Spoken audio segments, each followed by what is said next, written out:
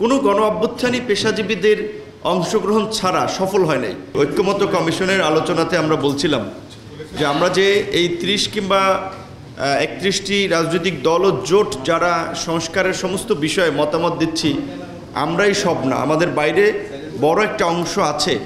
এই আন্দোলনের অংশীদার হিসাব করলেও সাংবাদিক, শিক্ষক, পেশাজীবী শ্রেণী পেশার মানুষ, তাদের একটা মতামত দরকার যে তারা জুলাই পরবর্তী বাংলাদেশ কেমন চায়, তারা কোন কোন জায়গায় সংস্কার চায়।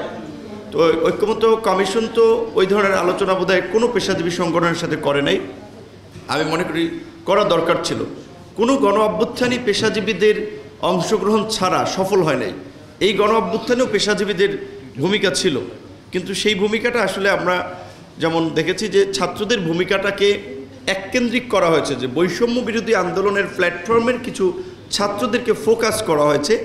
বাট এর বাইরে যে ছাত্রদল একটা বড় সংগঠন, শিবির একটা বড় সংগঠন, ছাত্র ইউনিয়ন, ছাত্র ফেডারেশন, ছাত্র অধিকার পরিষদ, এরকম অনেক ছাত্র সংগঠন যারা ধারাবাহিকভাবে হোক তার সংগঠন ছোট, কিন্তু রাজপথের আন্দোলন সংগ্রামে সে কম্প্রোমাইজ করে নেই।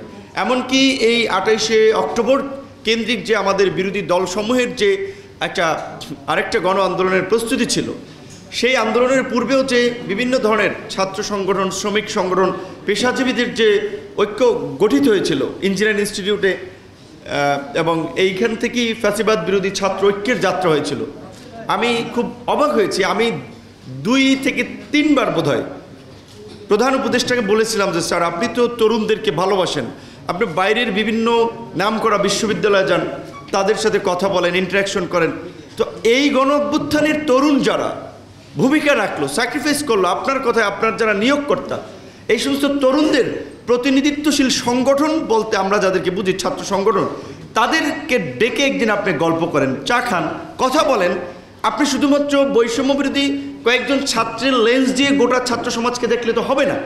কিন্তু দুঃখজনক যে এই 11 মাসে দেখলাম না আমাদের প্রধান উপদেষ্টা কিংবা অন্যান্য উপদেষ্টারা তাকে এটা বলেছে যে এই আন্দোলন তো স্টুডেন্টরা বড় একটা স্টেক হোল্ডার, রাজনৈতিক ছাত্র সংগঠন মানে জেনারেল ছাত্ররাও, সেটা আমরা দেখি নাই।